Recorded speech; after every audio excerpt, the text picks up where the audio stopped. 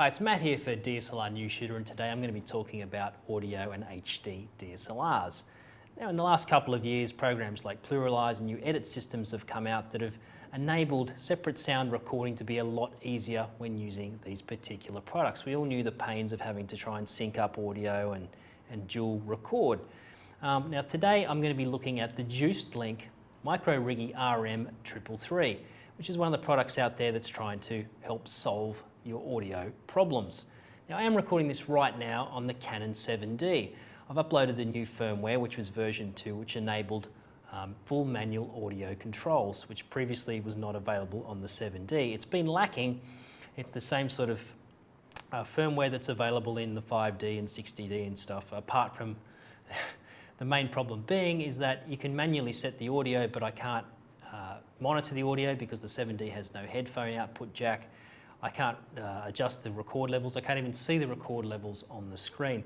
Nonetheless, I thought I'd give it a go here with the 7D just to see how the Riggy Micro RM333 works out.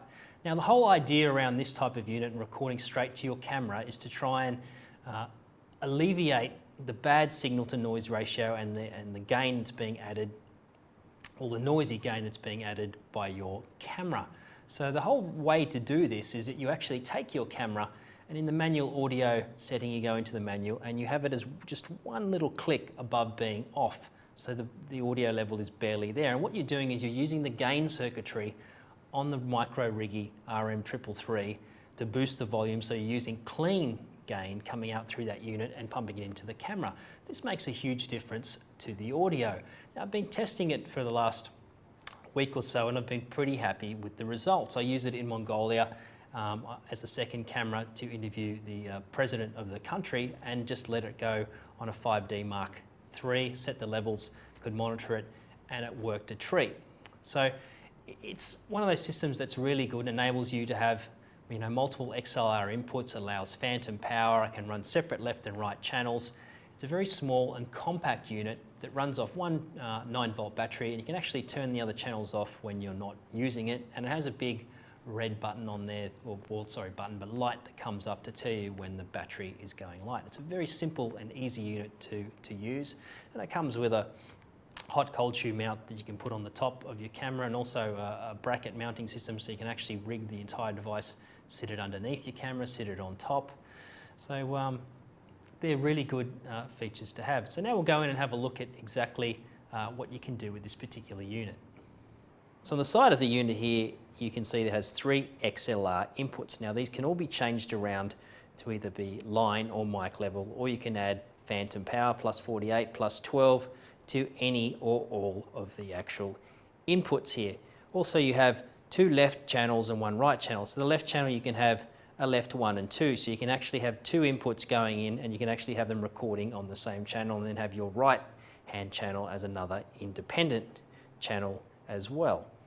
So on the front of the unit here you can see we have the mic level output. So if I just pull that out here, you'll see where it goes in. That connects up to the side of your camera, to your 7D, your 5D, 60D, whatever you have. Then you'll see here we have 3 dials on the unit. We've got our left 1 and left 2 master volume outputs, as well as the right master volume output. And you'll see up in the right hand corner we have the on-off switch, and then the red light below is indicating that the power is on, and a larger red light lights up there if your battery needs replacing. So here on one of the other sides here we can see where you insert the battery.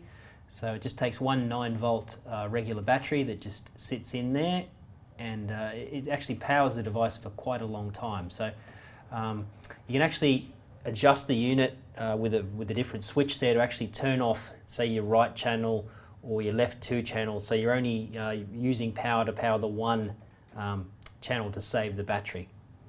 So if we look at the back side of the unit here, we can see there's 2 /20 mounting points, so you can either use either one of those or both of them to mount to your camera or underneath your camera, or mount other accessories on. So up in the top left hand corner here we'll see there's the mic line switch to change your microphone input between microphone and line. It's also available on L2 as well, and also over there on the right hand channel you can also do the exact same things. This is very important in changing your microphones around and being able to run both mic and line level inputs on separate channels.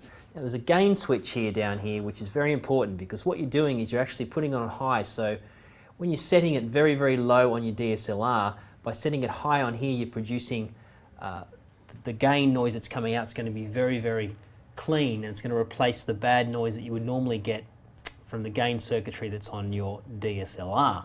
So that's a very important thing. Now down here you'll see we've got plus 48, plus 12 volt, and we can also switch it off on these inputs. But then also it goes further. So below here on L1, L2 and right, you can see you can have them individually powered on or off depending on which ones you're using. So in this particular configuration here, I've got L1 and L2 off, and my right channel I've got set with plus 48, so I can run a shotgun microphone in there and power it up. There is a warning on the back of the device that says don't apply phantom power to anything other than a condenser microphone, because if you do try and put plus 48 power through something that doesn't require it, you could end up damaging that piece of equipment or the microphone that's there. There's also other switches on the back here, so if we have a look, we can switch between lithium or alkaline battery usage on there by having switching one of these switches along here. There's also a pad, a 16 dB pad that you can, a minus 16 dB pad that you can turn on or off, and then also you can power on the L2 or right. So here I've got the stereo with a mono switch. So if I'm using just one microphone, I can actually switch that to mono and record the same track of audio on both left and right channel. If I flick it to stereo, which I've got it on now, then I can independently have two different microphones recording on the left and right channel. So my overall thoughts about the JuicedLink Riggy Micro RM333 are very positive. It's a well-constructed, well-made, rugged device that you could take out into the field. It could get knocked around. It's small, it's portable, it uses low amounts of power, and it offers you lots of flexibility in terms of what you can input into the actual device. Now, the biggest thing about it that is really good is that the actual audio quality coming out of the device is very, very good. I recorded some of this here on a Zoom H4n as well and intermixed it, and I bet you couldn't tell the difference. Now, that's the mark of a good device. So if you want more information on this particular product, go to their website and check out the JuicedLink Riggy Micro RM333.